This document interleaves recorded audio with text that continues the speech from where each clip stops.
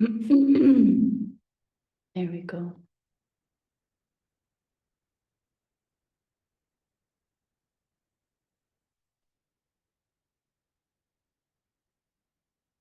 Nice. Hello. Hi, Daphne. Hi, Daphne. How do I want to see everybody's faces. Give me 1 minute here. Hi, James. Hey, James. Yeah, See you. there we go. And Gypsy. You're in the emptiness, Gypsy.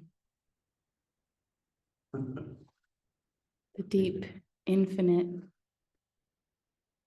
Yes. Oh, emerging for a moment. Hi, Cici. Hi, You're there. Marietta, feel free to let people in if you see more folks. Everybody's welcome to come. It feels weird to not start this with an invocation or a meditation or something. Do you want to do something? Yeah, we could. Yeah. Okay. Yeah, let's just take a moment, coming into whatever position that you're in.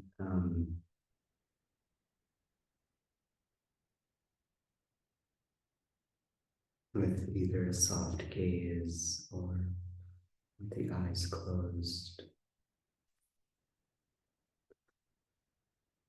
Let's bring our attention to our breath. 3 big inhales and exhales.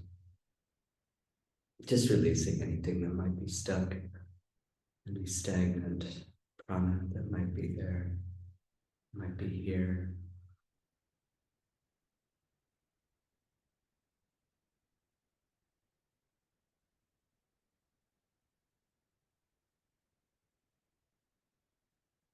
And then dropping down to the heart.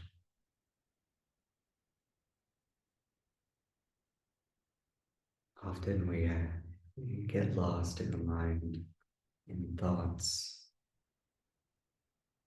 Going down to the heart, dropping down, allowing your focus of awareness come from the center of the chest rather than from the head. It's an easy way to come from a more heartfelt place of existence.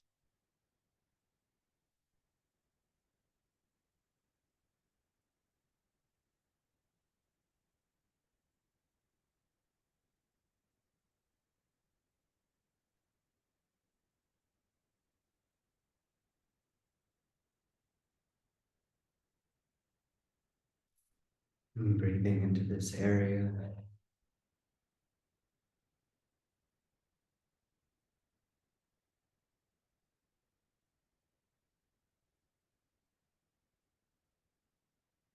With a simple intention to open up, to open.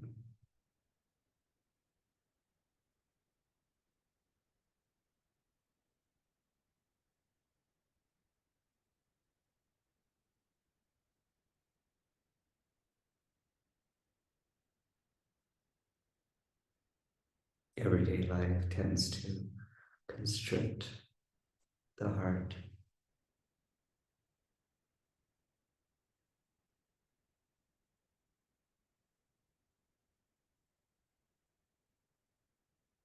So we often need practice just to unconstrict this space of being.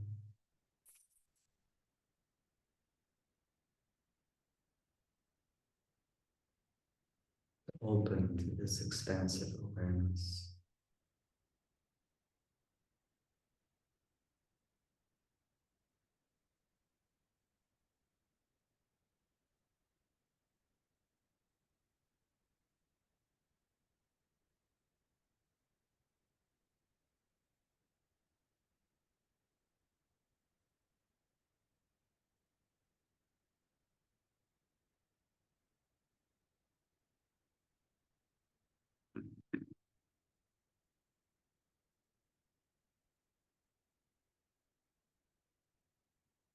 Just touching base with the heart here, with your own heart of hearts.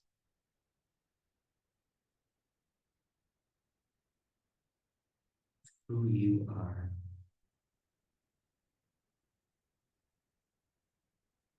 Beyond the tangible.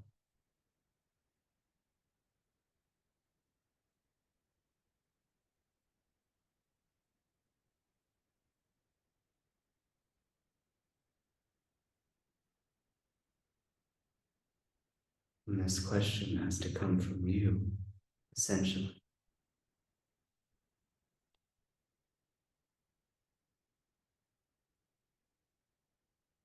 Who am I beyond this tangible, beyond the limitations of my body and mind?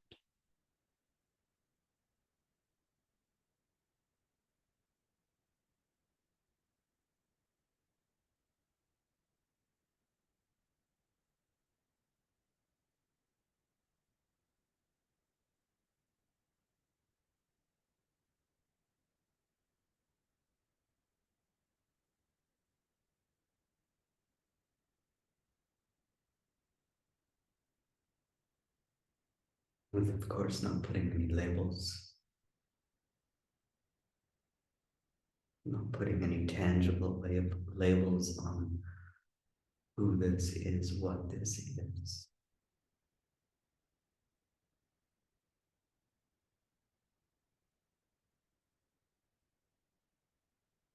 The inquiry is itself a way to open to this expansive awareness.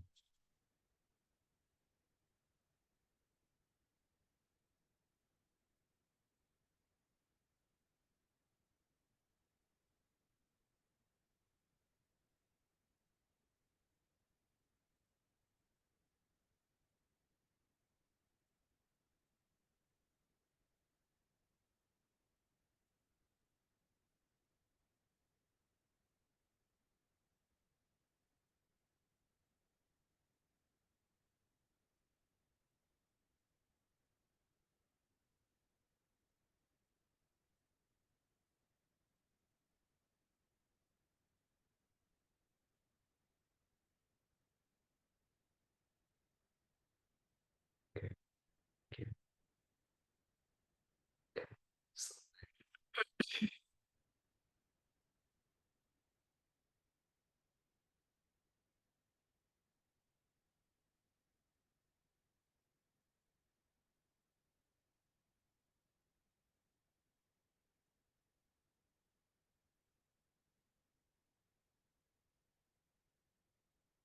Okay, friends.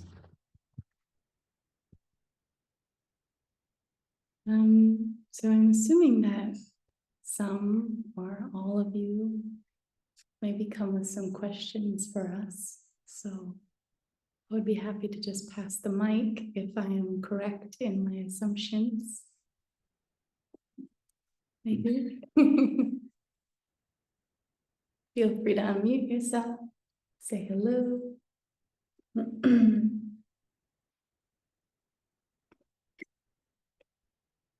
Hey, Gavin. Let's have a quick sharing. Yeah. You too. Yeah, so today is, as you know, calling it open house. So it's just kind of a time when we can get to know each other a little bit, and we can, you can ask questions of us. We can give you answers as we know them. But we can also just we can also share where we're at, what brings us here, what brings our sparks our interest in being here, etc. So it's really just a time to get to know each other and to open up in this way.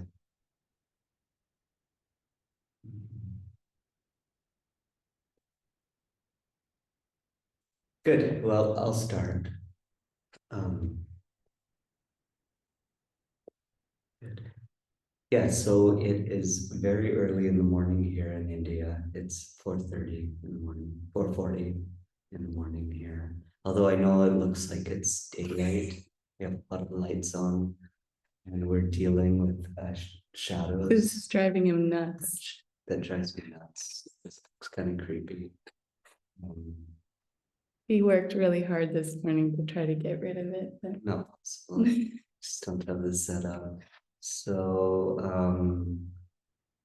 our toddler is still asleep, and I hope that he sleeps through this call at least. But if not, he's welcome to join us in here. Say hi to you all. Although some mornings he's a little bit upset for not in our bed with him. What else to say? Goa's beautiful, sunny, beaches are amazing. It's quiet here too, which is hard to find in India, anywhere in India usually. And yeah, we'll probably be moving to Bali soon.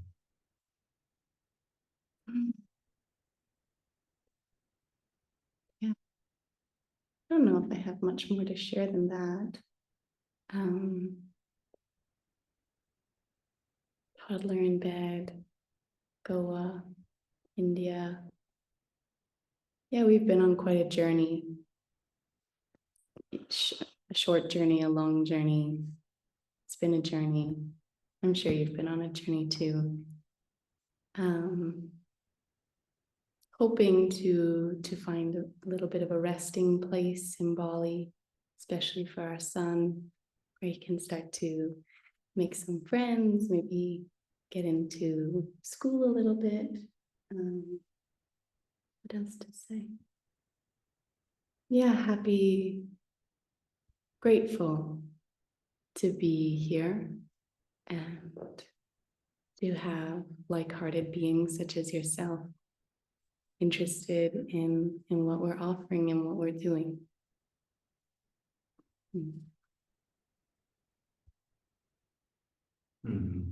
That's it. Who's gonna take the plunge?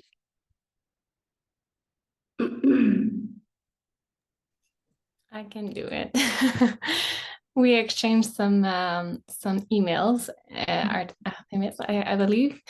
My name is Daphne. I'm gonna be soon a dietitian, and I've been practicing yoga for a while now, and it's been 2 years since I want to be like a yoga teacher, but mostly for my experience and for my knowledge, then maybe like maybe teaching later, but for now, just for me, I think. I want to be a dietitian for the kids. So I love the section about perinatal yoga and the kids yoga. So I would like to open maybe later a coffee shop and at the second floor a yoga studio. So I would love like to have everything in my knowledge to do that. Yeah, so that's why I'm here. Thank you for sharing. Yeah. Beautiful dream. Yeah. I like the yoga coffee combo. I wonder if everybody else is here to listen, because we can also just talk unless somebody else has something they want to share or ask. Oh, hi, James. I'm just turning the camera off because I'm eating, so Right. don't mind that. And my voice is a little different because I'm sick, but I'm just wanted to show up tonight and say hello. Thank and you. Just to keep my participation in the Sangha. My main interest is in meditation. I started with I was doing the Kundalini training with Bhairav, and then I got a little off track on that. So I kind of was exploring the 200 hour just as a foundation, And it's been really helpful, just to kind of go back to, square one, so to say. And just kind of really connecting with the tantric heart teachings. And excuse me. Yeah, so that's my interest, the meditation and that kind of world. Um, and then of course, knowing more about the upcoming the Beyond Asana mentorship and how that works with the teaching, the yoga teacher training and the Bali retreat. So those are my questions, but just here to listen and say hello mostly. I appreciate that. Thank you. I wonder if the other James wants to share before I jump into answering questions. Okay, you can sign me up. Volunteered here. Okay. Yeah, hello, I'm the other James. It's great to see you guys and you too, James. Seeing you on the heart space. Yeah, I guess I'm here for a similar interest too. I really like the community, aspect of this kind of stuff. And yeah, it's nice to see you guys and other familiar faces. I don't actually have a 200-hour. I've been practicing for some time, and yeah, it would be nice to have an actual 200 an hour in case there's some kind of teaching requirement at a studio or whatever. I just came to check it out to see what's going on and see this whole this cool new thing that you guys have going. It looks quite exciting. So I'm looking forward to it. Just here to be here. Thank you, James.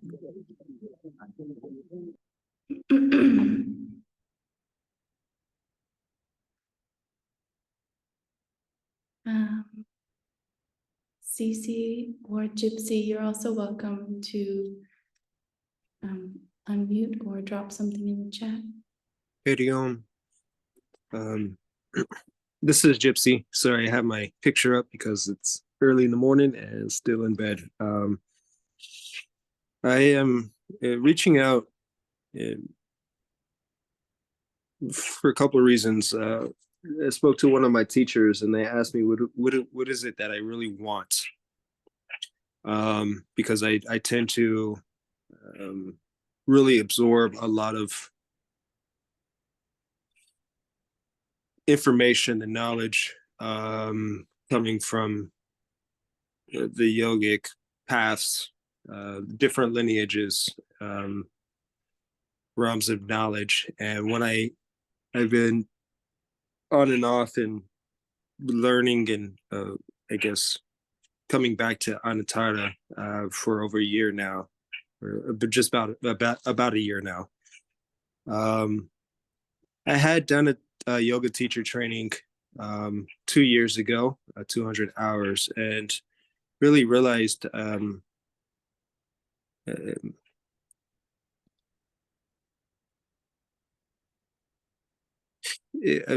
very interested in kind of a traditional route, like the idea of doing a 6-year program versus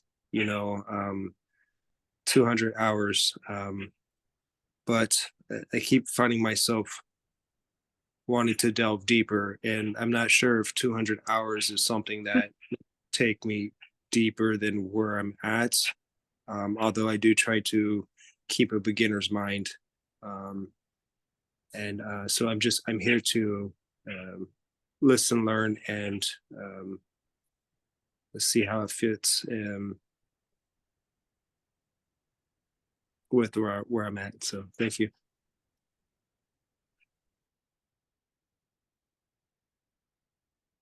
Thank you,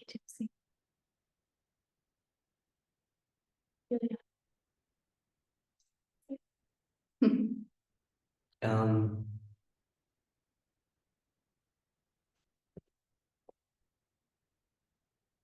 well, yeah, I guess because yeah, I liked your sharing should say, definitely, we can go beyond a 200 hour. But a 200 hour is a place to start. And a lot of people who do take this 200 hour, and this 200 hour is kind of more like a lot of doors opening into the different, into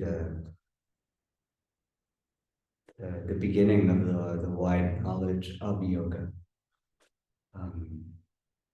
and of tantra. So it's kind of like kind of more a taster of a lot of things.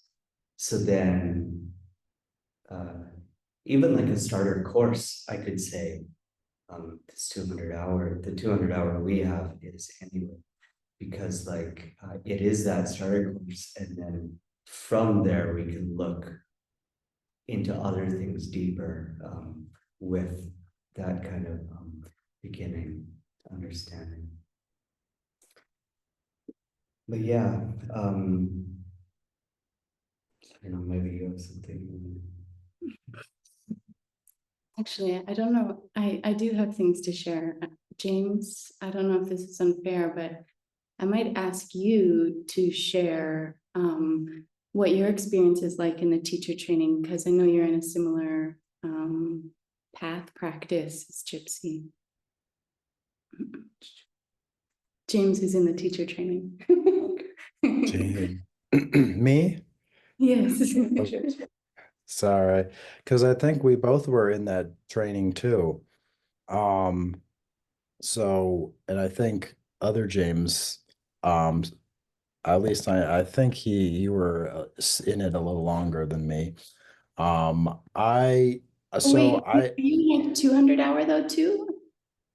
yeah, so yeah, so I'm currently doing the Anatara 200 hour, Mhm. and then I started the Kundalini a Mhm. while back, and then wasn't able to complete that. Yeah.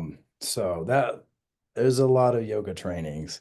But so I've just done module one.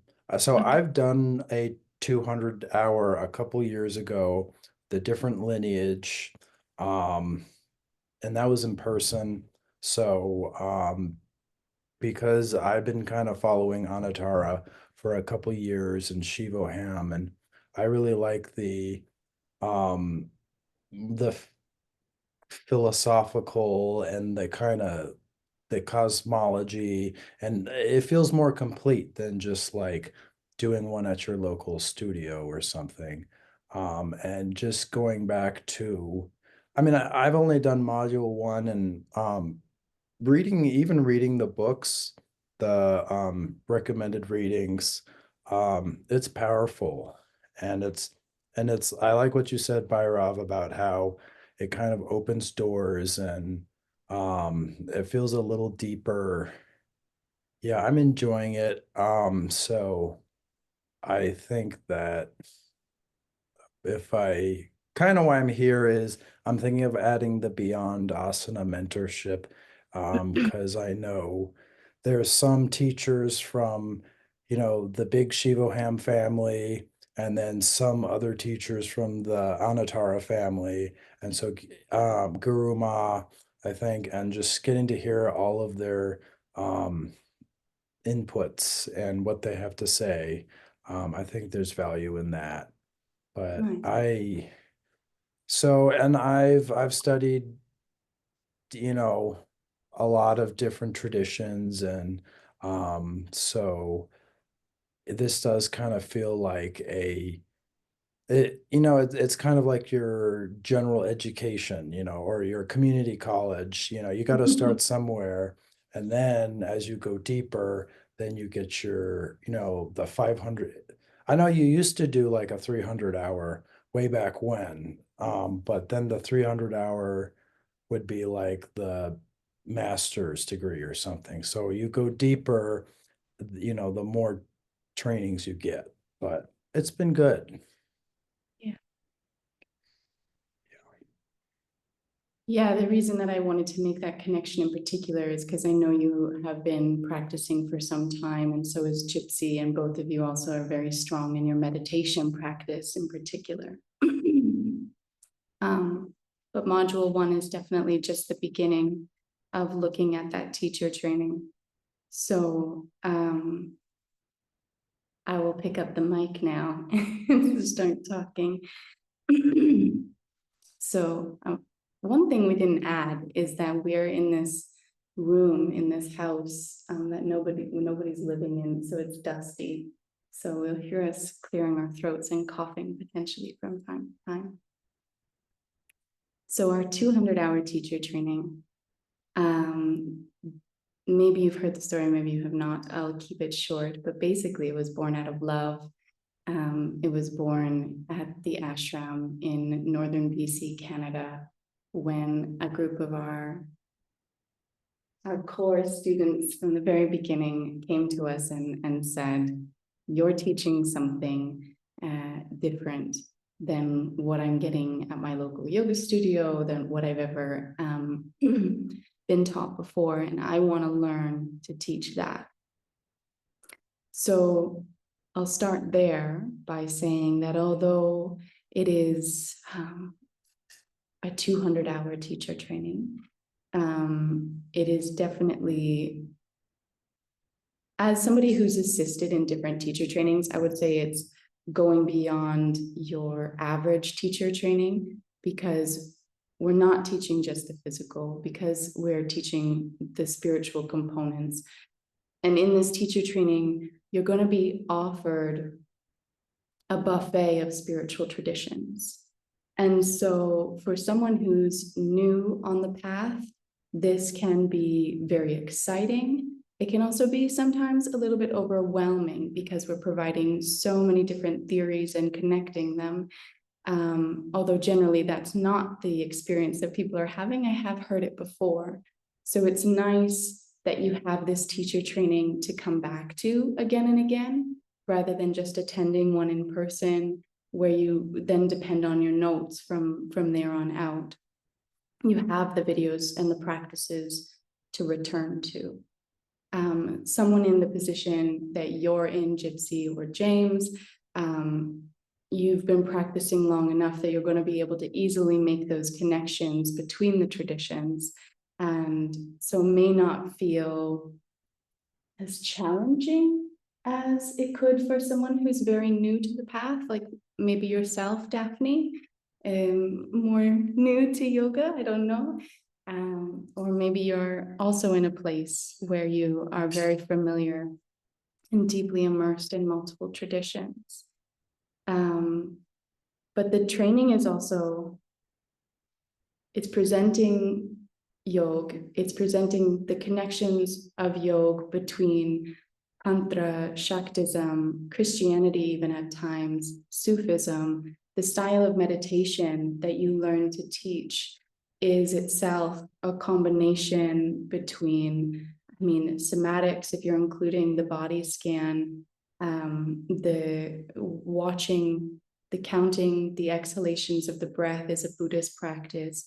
Blowing on the embers of a heart is coming from Sufism. And then we have the self-inquiry from Advaita Vedanta. And then it's all based around the spiritual philosophy of the Hridaya, which is coming from Kashmir Shaivism. So I guess what I'm trying to say is that wherever you're at, you're definitely going to take something from this. You're not going to go through the training without getting something out of it, despite having practiced for years. And it also culminates with a recorded retreat, which itself I feel is quite valuable. And then of course, you graduate a multi-style teacher. You are given these two main sequences. One is like more of a hatha flow, which you learn to then adapt for prenatal, for children's yoga, for vinyasa. And then you're also given this more traditional Tantra Kundalini practice, where you are learning specific asanas for each of the chakras. And this sometimes can be as many as 7 asanas, probably more like 5 or 6 total.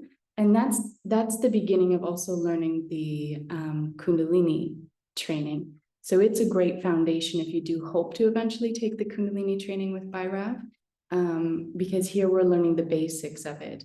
And so you're learning to teach this second sequence that's more of maybe a yin style. We're holding the postures for long periods of time. We're often working with the bija mantras, the mantras that are associated with each chakra. And like this, you then learn to guide people through practices that specifically awaken the chakras and specifically move the energy from the lowest chakras up into the higher chakras. All the while practicing some level of self-inquiry, maybe not always asking who am I directly, but being aware of how consciousness is perceiving the world on Muladhara chakra, Manipura chakra, on Anahata, and so on. So then we start to become very aware of our own energy system and how we perceive the world when on each chakra. Do you want to add anything before I keep going? Anyone else have anything they want to say? I'll keep going. So that's the second sequence. You're also learning Yoga Nidra. And you're learning Yoga Nidra not just as a practice of rest and restoration, but you're learning Yoga Nidra as a way to reprogram the mind, to be looking at your students' mental tendencies, their samskars, their mental conditioning, and structuring the Yoga Nidra to help them hopefully start to come to a place of equanimity despite what they're experiencing, whether it be fear or joy, tightness in the body, relaxation in the body. And this is a practice that I've personally found to very easily lead to very deep places in meditation, because ultimately it actually is a meditation. It's kind of just done in the reverse, in this laying down posture, which is unfortunately, like so many things in the West, it's been misunderstood as just being a practice for sleep or rest. When I believe, and I have experienced that it's really also for our spiritual awakening. You also are learning restorative yoga to speak about restoration, and you're learning how to adapt that second sequence again for restoration. In this training as well, you're learning a lot of postures, but you don't need to be able to do them all. But one thing that we are proposing with each of the postures is how to adapt it for different bodies. So there's not just this reaching for the peak posture, but finding space and presence in every posture, which for some bodies may mean using a block, using bolsters, and for different postures, different adaptations. So that I feel is a really valuable thing to be learning if we want to be teaching yoga, is how to make it accessible for all walks of life. So that, in a nutshell, is the 200-hour teacher training. There's definitely more that I can say about it. In it, you're also learning of the theory of yagna, of yantra, of mantra, of self-inquiry. The books that are recommended are coming from Rupert Spira, which is coming from a blend of Vedanta and Kashmir Shaivism. There's also a book that Bhairav really recommends from Swami Rama, Yoga and Psychology. Arguably from Bhairav, the only book that properly represents the chakras. And so that's really valuable. And then, yeah, so that's lifetime access as well, which I feel is really beneficial. So then the group mentorship, I think after we're always listening to our students and to their needs and always wanting to continue to be of service, I guess, is the best way to explain it. And so for some folks, going through a course that's online, on demand, always accessible, it easily slips to the bottom of the to-do list. And this teacher training was originally created to be able to be completed in 3 months. So it works out to something like 2.5 hours a day for 3 months. Now, of course, you don't have to complete it in such a short amount of time. And we found that it was causing people a lot of anxiety. So we stopped saying that you can take as much time as you need, but it can be done in 3 months. And so with this understanding, we've then added this live component, and that's the group mentorship. And this is getting to speak to various teachers that I highly revere myself, and speak to they each bring something forward in the 14 live calls that come with the group mentorship to help support you in finding more depth in your practice, and also just to connect with people who maybe even are saying things that we ourselves covered in the teacher training, but they're saying it in a different way. So I'll just add the little piece, which of course, when we have this live call that we want to show up to every week, then we are that much more accountable to our practice because we know that there's people on Zoom waiting for us. And then it adds that extra support as we move through the 200 hour. So in those calls, you're going to get to hear from Guru Ma, who is supposedly going to speak about tantric festivals and tantric rituals and how these can support us in our spiritual practice and study of kind of having these times of joy and celebration and ritual. I say supposedly because she is a wealth of knowledge, and she'll definitely she'll share things about that, but I would assume that there's going to be so much more shared by her. She is the wife of a living tantric master. She's a wealth of knowledge. She's going to have a lot to share. And for some folks, yeah, everybody's going to take something different away from that talk, I feel. She can go from talking about deep philosophical concepts to complex tantric practices to simple things like how to just be a good person in the world. So wherever you're at, whatever you're needing, she's definitely going to meet you and have something to share. We also have my other teacher who I love and adore so much and owe so much to, Ellen Emmett, and she's my Kashmir Shaivist teacher, but I love her so much because she doesn't speak through words. She doesn't teach through words really at all. It's solely through direct experience. She's teaching a type of yoga that has very few formal shapes. It's all about spontaneous movement and really Shakti flowing through us, and spontaneous kriyas, spontaneous mudras, and nothing is really wrong in that space. And I love her so much. She's just given me so much in terms of understanding yoga from a non-dual tantric perspective, without anything other than my own experience. We'll see how she shares with the rest of the group, but whenever I bring a question to her, she often just turns it back on myself, just always empowering me to find the answers inside of myself, and is never giving any definitive answers, which for some might be frustrating. And for myself, it's just been a continuous validation of like where I'm going to find truth.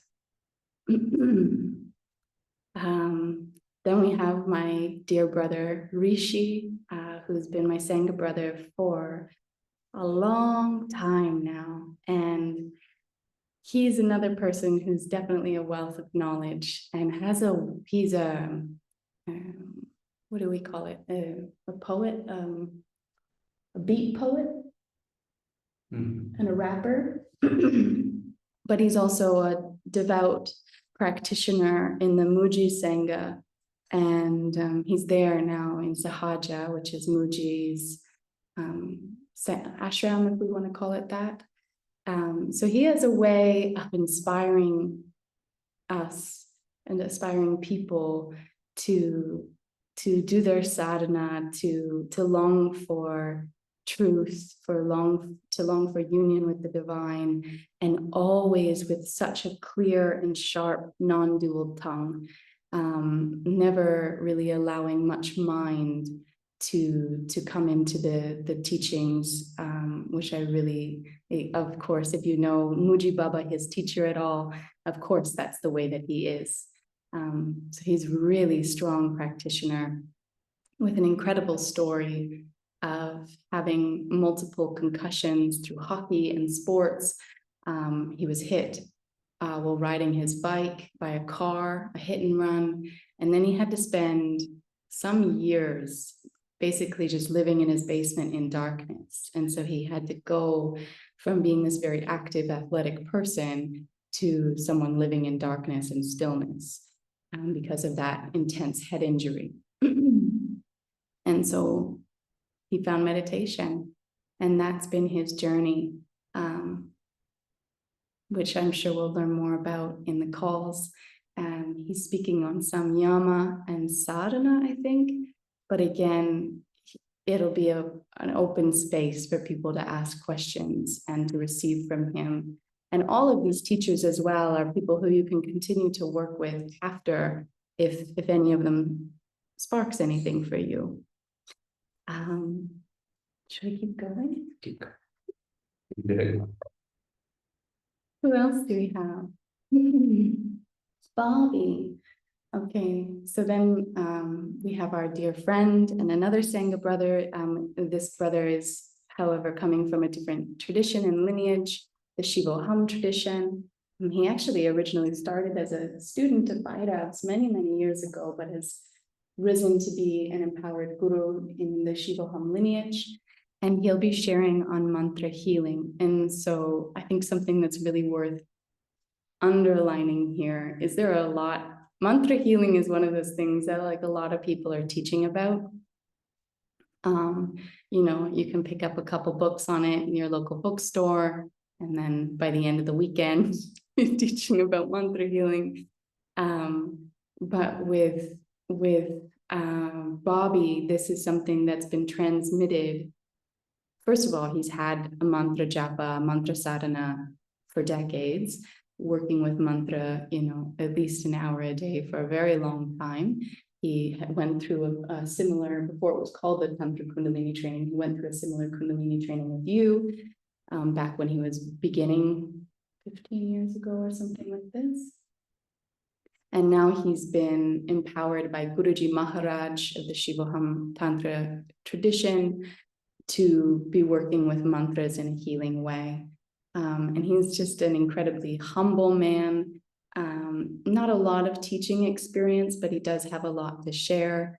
I'm sure he's also just a joy to be around. He's a happy guy, and I think what he's sharing, I don't know how much he's going to be able to give us practices that we can actually do.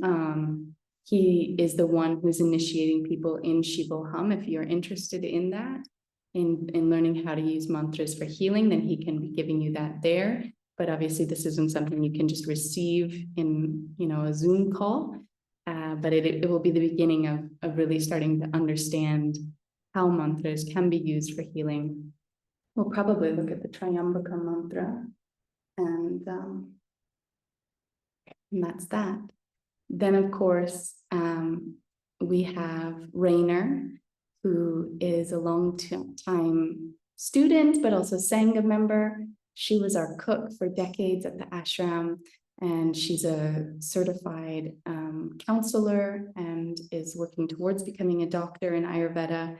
And so she'll be sharing the teachings of Ayurveda, but also specifically looking at the kinds of practices that we can be incorporating in our day to support our sadhana. What can I do in the morning, the middle of the day, the night, seasonally, to help me stay consistent, to help me have a clear mind, to help me show up and do my practice. Then we have Tara, which maybe some of you are in the Beyond Us mini series have got to meet Tara and hear a little bit about them. Tara is an exceptional person. They came to us for the first time at the ashram when they're 18 years old. So we've seen Tara go through a lot of the awakening process, the good, the bad, the ugly. But from the beginning, Tara was clearly just picking up spiritual practice again for something that they've been doing for a long time. There's a deep power in Tara in whatever they share and when they speak. So they will be teaching about bhakti, but they're also going to be teaching about spiritual activism and just how we can use that path of spiritual activism as a way of karma yoga and service, of living what we've taken while on the mat or on the cushion into action, into our lives, into ethics. Okay, and then there's us. We're going to share some things too. Actually, yeah, you're teaching about the subtle body, getting more into the nadis and the chakras, of course, your areas of expertise. And well, I guess this is the first time we're saying this out loud, but we're changing things again, or we're adding things on, maybe is a better way to say that. So a lot of the emails that we were receiving from folks about the mentorship were around how they have something that they want to do in life, but they're struggling to manifest it, or they want to have a cafe, they want to be a yoga teacher, but like fear or uncertainty or not having a clear path was all standing in the way. So now we're adding on a separate 11 calls with myself. This is typically something I do in a one-on-one format, but we're going to bring it into a group mentorship where we use tantric philosophy, Kashmir Shiva's philosophy, and yoga psychology to really be looking at what it is that your heart is calling you to do. What is your dharma? What is your purpose? And then what's standing in the way of that? And then how we can move beyond that to start actually manifesting what it is you want to bring into the world. All not from this like goal-oriented achievement view, but rather from being like more from this perspective of being in the flow of life, being in the flow with your heart. Like truly each of us, however great or small, has something to offer the world. And like ultimately there is no great or small. And so sometimes we've just been too tuned in up here to be able to hear what life is calling us to do, to step into, to do next. And so that's very much what that group mentorship is about. And something we decided to add on because so many people were emailing us saying that's what they need, but it wasn't something we were really covering in the group mentorship already. So I'm not going to teach anymore in the original Beyond Us in a group mentorship, and instead bringing these 11 calls for Dharma purpose, manifestation, and taking action. Lots of talking. So then we've got the yoga teacher training, online, on demand, lifetime access. Then we have the group mentorship with these 8 teachers, 14 calls every Sunday. The times will be different because the teachers are in different time zones. recordings are available. And if you can't attend live, but you're hoping to get that continuing education certificate from us, then you just simply need to watch the recording and then send us a write-up on what you took from it. It can be a formal essay, it can be just like your mind stream, whatever it is, something to just kind of present that you did take something away from those calls. And then if you combine these two, because we really do believe in this combination, then we're adding that cherry on top of the Bali retreat because that's the one piece that we feel is really missing to make this a full and complete teacher training. And so the Bali retreat will probably be in October or November, but hopefully October 2025. It'll be for 1 week. It will be with Bhairav and myself and hopefully Tara as well. You're going to get to do yagna ceremony with Bhairav and myself and Tara. We're all initiated into it, but Bhairav will probably lead it. Mantra initiation from Bhairav. And so we can practice mantras from a book, or we can practice mantras online. But then there's like secretive mantras. There's open mantras that you can find anywhere in any text, and then there's closed mantras. Those are the mantras that you can only receive from a teacher. And there requires a direct transmission for that to happen, which means Bhairav needs to physically touch your body in order to give you the light of the lineage in a way, so that you can practice mantra more specific to yourself. So what does that open up? That means then if you need a mantra specifically for your spiritual awakening, or you need a mantra specifically for your health, for your family, because you want to manifest a partner, a home, anything like this, it's all accessible through vibration, through aligning ourselves with a particular resonance, right? Which is what mantra does. And so you kind of need to have closed mantras for that. You can try to practice open mantras, but it's like giving someone an address that's very broad. Like you can find Bhairav and I in India. Like it'll, yeah, we're in India, but closed mantras allows us to be like, we're on this street, in this house, in this room, in this corner of the room, send that energy here, help me manifest that specifically in this body. Do you want to add anything to that? Closed versus, right, just keep holding the mic. So that's something that you get from the retreat. Yagna, which is fire ceremony, the initiation, actually that's considered to be an initiation through Shakti herself into fire ceremony. Mantra initiation from Bhairav. We'll also get to look more closely. We'll spend a day or an afternoon looking at hands-on adjustments and hands-on healing. And then also just as a group, we're going to be practicing silence and sitting together and eating quietly together and these kinds of things, which is just so powerful to get to experience. So then, teacher training, mentorship, 11 additional calls with myself, the Bali retreat. And so the Bali retreat, it's free from Bhairav, meaning that we're not charging anything from it. We're just doing it out of the love of teaching, because it's something that we want to give to our students, because we like coming together in community as well. But you still need to pay for your flight there. You need to find your accommodation and your food. And we're leaving it open that way as well, because everybody has different preferences. Somebody wants to hang a hammock on the beach and like cook their own meals. Somebody else wants to stay in the 5-star luxury resort with the duvet. All is good. Nothing's better than the other, but we all have different price points and preferences. So then this way, we don't have to make that decision for people, which is always kind of stressful when booking a retreat. And then we get to just show up and enjoy being in all of your company.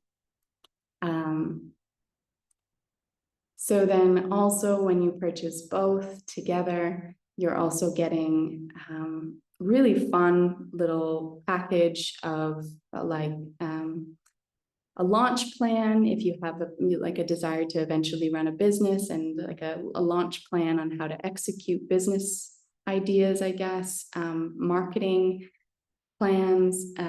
You have all of these different reflection guides, like a sadhana tracker and self-inquiry journal prompts, like 3 different retreats and workshops, a bhakti retreat, a kundalini retreat, and a third one, which I don't remember in this moment. It was a kundalini, and maybe just, I don't know. Anyway, there's 3 retreats that then can also be condensed into 3 workshops. And we outline everything there from like what you should teach on day 1 to the last day, including the props you need, and then you in the teacher training learn all of the skills required to be able to run those retreats if you so wish.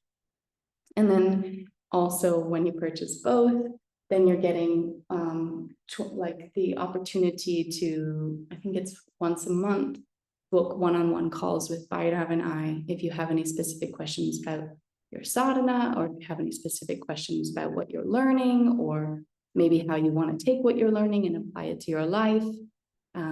We're there for that. And you can choose who you want to book it with. And then we have these 20-30-minute long calls with you to just support. Sometimes it's just for people to chat, even. We get to meet a lot of cats that way. You remember last time we were meeting a lot of people's pets? No, I forget. So I think that's everything. There was something you were saying that you feel like we hadn't properly expressed. Oh, and I think that you expressed it actually. Yeah, these calls that we're having with people, and this beyond us and mentorship. It's more than just, I don't know, than just hanging out and having a cup of tea or something. It's more like a transmission into what they're sharing. And there's a fine line between those two. The transmission of that sharing, or just a sharing of knowledge. So one has energy with it. So we chose people in this who could directly transmit that. And it wasn't just a random bunch of people we chose. Mm-hmm. People who have been doing their sadhana for quite a while and have this power of the ability to transmit this spiritual energy in the lineage that, or the specific way that they do, the specific nuances that they do, to so that it enriches your own path, enriches your own spiritual path. I'll just add, Tara sent some messages that they're unable to come, and they wanted to say it's really important that people understand that when they combine this with the mentorship, then it's a much more personal experience, because they're getting so much access to us and support from us. That there's also this community component of gathering online, but we didn't mention it. There's also a year's access to the Tantric Studies library, which is constantly being updated by Bhairav and I, and Tara sometimes too, with videos, with lectures. There's mini courses in there on the Bhagavad Gita, on the heart body, on, I can't even remember them all, spiritual materialism. Anyway, so there's a wealth of information and practices in there to continue your studies. And then there's the community component, the heart space that some of you are familiar with, which is a place for chatting and meeting other folks, with an open meetup room where you can, like organize practicing teaching, chatting, whatever it might be. Tara Tara is saying you're going to be able to offer with much more depth and a variety of classes and workshops that you won't be able to offer if you're just in the 200-hour training. And you'll develop the skill to make classes really accessible from a variety of perspectives. It's trauma informed, as well as the adapting postures.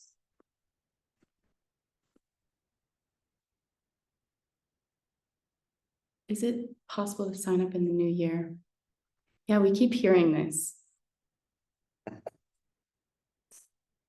We're thinking about it. At this time, we haven't. Oh, good. Marietta also dropped. Thank you, Marietta. So it's Kundalini retreat, a rest and restore retreat, and the Bhakti Tantra retreat. And then each of those have been condensed down into one-day workshops that you'll also be able to run. And like I say, you learn how to do all of the things that you teach in those retreats and workshops through the teacher training.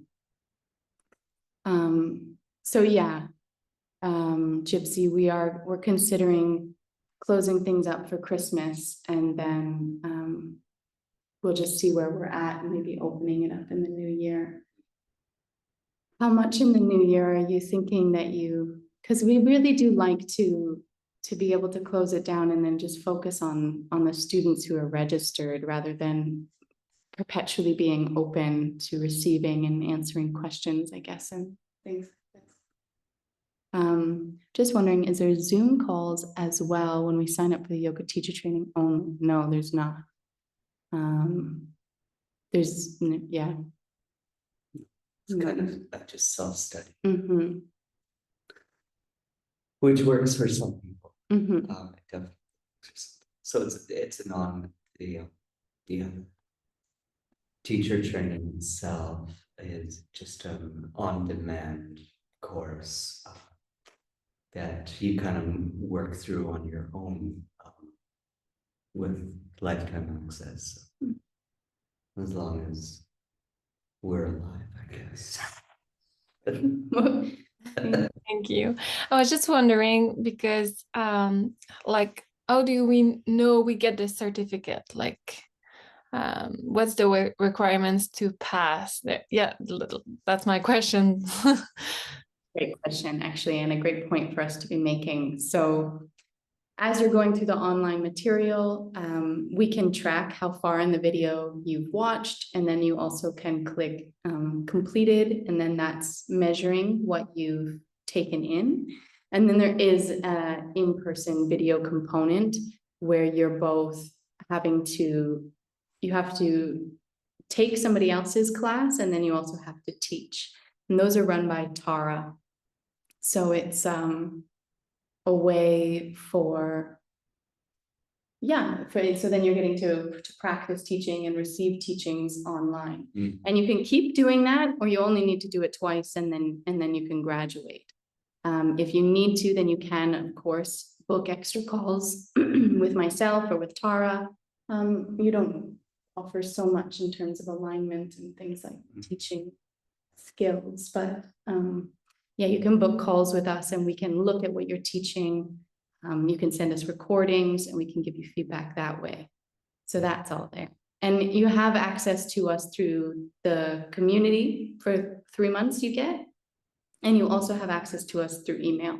It's not like if you send a question, we're not going to respond. And we're also responding every week. Underneath of every video, you can ask questions or make comments, and we're always responding there as well. So there is that community component that you can definitely ask any questions, and it's usually Tara that answers them. But if it's something that they can't answer,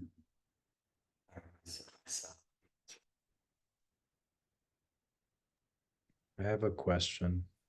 Yeah. Well, kind of random, but one course that I am kind of missing and wish that you guys still offered. I tried looking for it in the library, but there's so much content in there. Is the Path of Awakening. That was a course that I was excited to get involved in, but for some reason never got the chance to get into it, and then it was archived. So hoping that gets released again or put somewhere or made accessible sometime in the future again. And my second question is, since I started the 200-hour, I've been doing the mantra, the japa mantra, for a while, and I know that the Hridaya meditation is kind of part of the 200-hour, and so which meditation style do I practice through the 200-hour training? Or, yeah, those are my questions. Well, I think it's good to practice the mantra unbroken. But then if you're wanting to graduate from the teacher training, you will know how, like you'll need to know how to teach the Hridaya meditation. However, the Hridaya meditation can be done in a much shorter time than the mantra japa. Like I'm assuming, have you gone through the mantra tantra sadhana course that we have? Yes. And you notice it under the sun and like to sit for 1 hour. Yeah. I've been doing that whole process so previously. Yeah. So I would definitely, I mean, that would be what I would feel, to stay with the mantra. If you've really been practicing for a while, you kind of build up a power, and like it gets the machine going, the Kundalini machine. So then the Hridaya is something you can easily, I know we have some recorded practices that are 30-40 minutes long. Then when you have the time and space, and then really you can move through the practice in a shorter period of time. I feel that just having a meditation practice in general will support you with the Hridaya, but also like self-inquiry is a very powerful practice. I would say don't drop that either. For myself, it's been really important to have both. They've complemented each other, and it's allowed me to witness the mantra in pure spaciousness rather than just having it going up here. Yeah. Mm-hmm. Yeah, and they complement each other in their in being kind of like opposites. And I say they're kind of like opposites because the mantra japa works with the energy. One Shiva, one Shakti. Yeah, which is Shakti, and then the self-inquiry works with Shiva, with consciousness, with coming into this place of being beyond the tangible, into the intangible. So they're both important, but really the mantra practice, for it to start to gain momentum and power, it's kind of, I always like to think of it like a big diesel generator. If you've ever heard one of these starts off really slow, like you hear the cylinder move, and then it speeds up. And once it speeds up, then it starts to flow. Then all that you need is kind of like, for a diesel engine, a little bit of fuel every now and then. Okay, but for us, we just need a little bit of mantra practice every day to keep that flowing.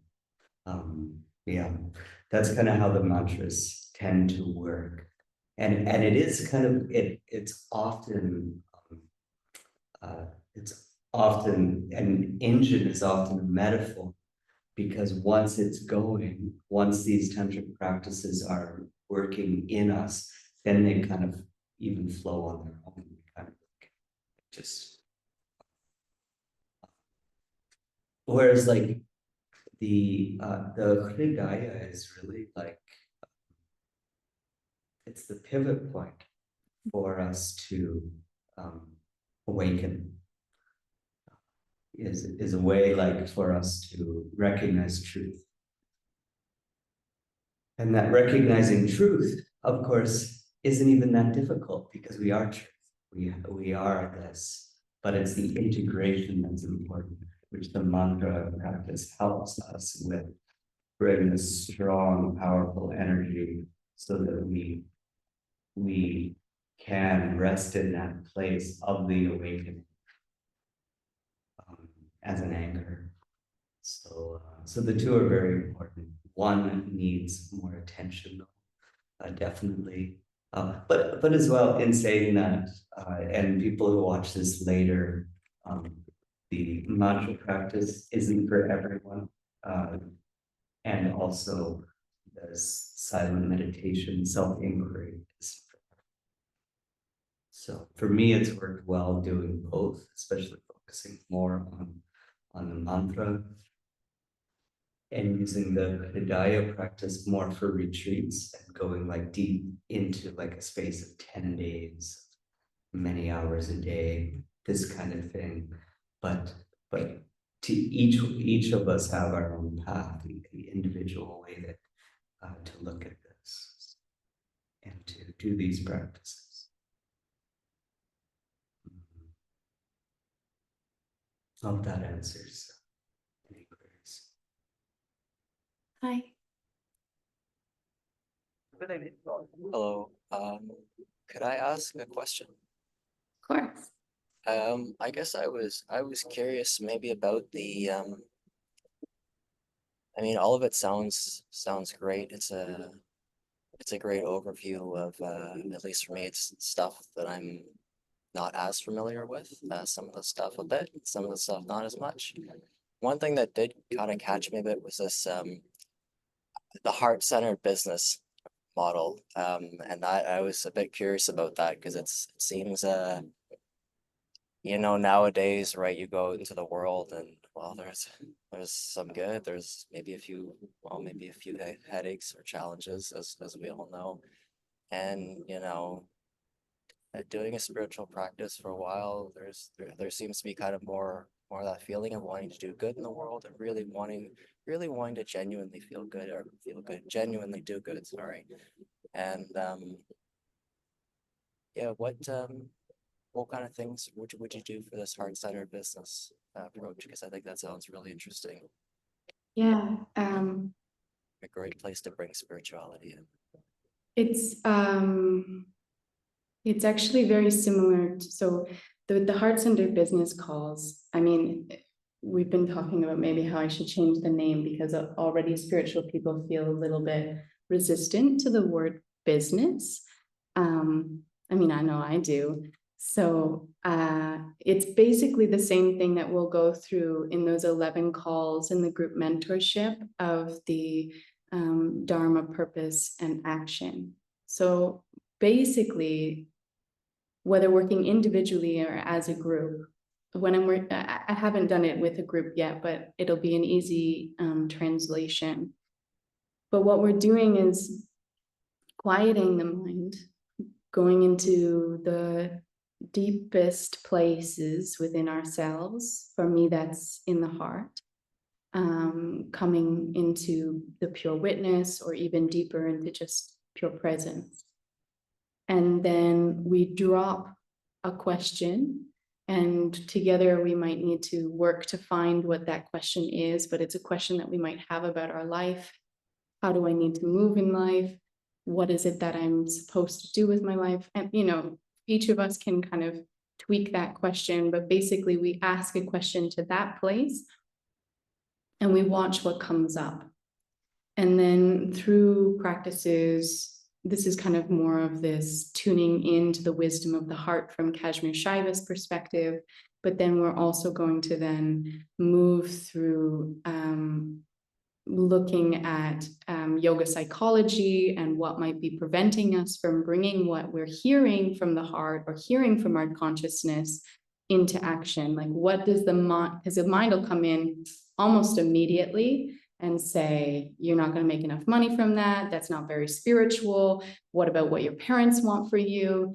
And so then we're going to pick one of those big clouds that come in from the mind and work to dissect it and take it apart and recognize the lack of truth in it and the fear that is behind it.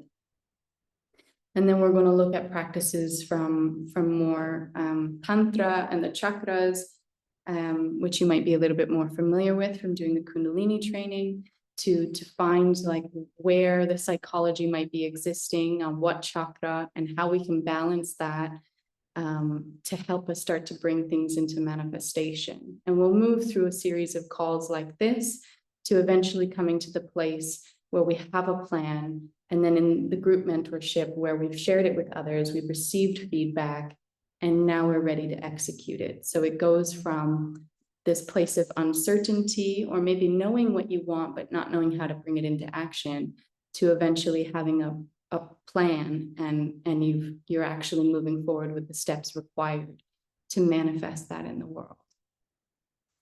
Yeah, and so really this isn't just for yoga teachers. I feel as spiritual people, what does that even really mean? But as practitioners, let's say, you know, we can get so frozen in the stillness of our sadhana and have this discrepancy with how to come into the world and how to share that place with this place. And so the whole process is about, you know, we need people doing sadhana who are doctors, who are making coffees, who are teaching yoga classes, yes, but who are in all areas of life. And for me, too often I've seen people with beautiful hearts and souls kind of tucked away and or frozen, not able to actually bring what they're receiving in their sadhana into daily life. So that's what those calls are really about. That's really good. That sounds good. Yeah, it makes me think of you know, there's a couple of main teachers that I follow, and one of them, her name is Mother Mira, and you know, there's something that she said in one of her books. It's you know, it's kind of, you know, it's about kind of working with the divine in the world, and it's really kind of fascinating that, you know, as I guess, you know, for spiritual people, you know, that work business, I know it seems almost odd, but then of course, you know, it's right. It eventually, you know, the spiritual practice can hopefully go into everybody, you know, and I've seen it too from teachers such as, you know, Swami Vishananda is another one. And it's, you know, it doesn't mean you have to be a healer or a yoga teacher. You can be the householder. It's really quite fascinating. Yeah, that excites me because it really kind of gets me excited to see how there could be spirituality kind of going into every area in the world, and business, and then that kind of stuff definitely seems like a place where it could, you know, do well, right? So Yeah. Sounds good. Thank you. Yeah, also these one-on-one calls that I do, I was calling them relational tantra, but I think it was confusing for people because they thought that it was about relationships. But now we're transitioning to calling it samavesha, but it's also all about bringing spirituality into every aspect of our life. It does include relationships, but it's also our, like, basically Shiva's relationship with Shakti, or our relationship as consciousness with our body, with our mind, with our emotions, with other people, with the world, and using tantric practices to basically help iron out consciousness as it flows through all of the layers of the material world. This is and so then this is one part of it, you know, being in the world, action and manifesting in some ways. I don't like to use the word manifesting because it's really overused, but it's a tantric practice, manifestation. Okay. My tongue is chapped. Have any other questions? Hi, James. I'm just gonna say that I also have to go. I'm gonna go rest, but I really enjoy everything that I've heard tonight and just wanted to pop in live. I mean, I watched the recordings behind. I follow the whole Anatara Sangha behind the scenes for years, but I just wanted to be live for the night. So it's good to see everyone. James and Gypsy and others. So, but I'm gonna leave, but I just wanted to say, yeah. Well, thank you for showing up. Mhm.